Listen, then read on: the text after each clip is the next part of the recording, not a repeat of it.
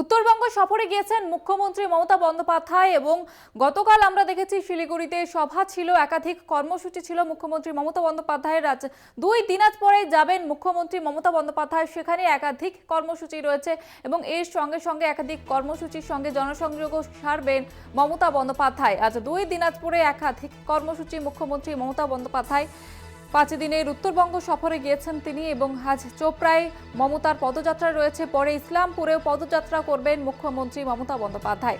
পদযাত্রা শেষে রায়গঞ্জে সভা রয়েছে মুখ্যমন্ত্রী, পদযাত্রা করবেন এবং জনসংযোগ সারবেন মমতা বন্দ্যোপাধ্যায় এবং আজ 2 দিন পরে একাধিক কর্মসূচি রয়েছে মুখ্যমন্ত্রীর। উত্তরবঙ্গ সফরে গিয়েছে মুখ্যমন্ত্রী মমতা বন্দ্যোপাধ্যায় এবং আজ দিনভর একাধিক কর্মসূচি রয়েছে মমতা বন্দ্যোপাধ্যায়ের। 5 দিনের উত্তরবঙ্গ সফরে রয়েছেন মমতা বন্দ্যোপাধ্যায়। চোপড়ায় মমতার পদযাত্রা এবং তারপরে ইসলামপুরে পদযাত্রা করবেন মমতা বন্দ্যোপাধ্যায়। এরপরে রায়গঞ্জে সভা রয়েছে মুখ্যমন্ত্রীর। আর এই বিষয়ে আরো বিস্তারিত জানবো, বিশেষ প্রতিনিধি দেবজ্যোতি ঘোষ রয়েছে আমাদের সঙ্গে টেলিফোন লাইনে। দেবজ্যোতি, আজ দিনভর কি কর্মসূচি রয়েছে মমতার? দেখো যেটা মমতা বন্দ্যোপাধ্যায় যে 5 দিনের সফরে তিনি বেরিয়েছেন উত্তরবঙ্গে, তার আজকে তার 3টি কর্মসূচি রয়েছে। তিনি প্রথমে প্রশাসনিক বৈঠক করবেন, তারপর চোপড়া এবং ইসলামপুরে তিনি মিছিল করবেন।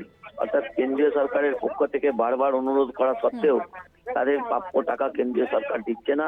সেই দাবিকে সামনে রেখেই তৃণমূল নেত্রী মমতা বন্দ্যোপাধ্যায় উত্তরবঙ্গে পথে নামবেন এবং অত্যন্ত রাজনৈতিকভাবে তাৎপর্যপূর্ণ গত লোকসভা নির্বাচনে উত্তরবঙ্গে তৃণমূল কংগ্রেসের ফল যথেষ্ট খারাপ হয়েছিল, সেই জায়গাতেই আলোকপাত করতে চাইছেন তৃণমূল নেত্রী মমতা বন্দ্যোপাধ্যায়।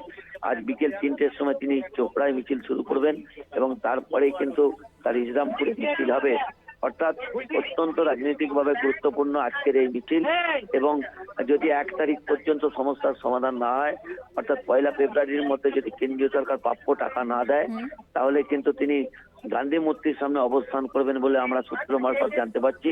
যে উত্তরবঙ্গ থেকে তিনি যখন ফিরবেন তখন তিনি সরাসরি গান্ধী মূর্তিতে যাবেন 2 তারিখ এবং সেখানে অবস্থান কর্মসূচি শুরু করবেন।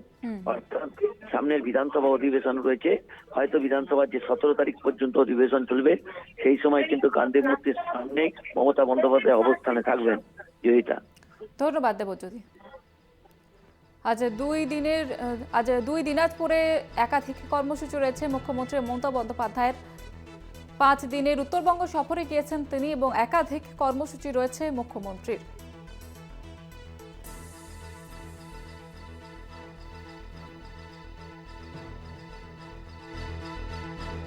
মমতা বন্দ্যোপাধ্যায় উত্তরবঙ্গ সফরে গিয়েছেন এবং একাধিক কর্মসূচি রয়েছে।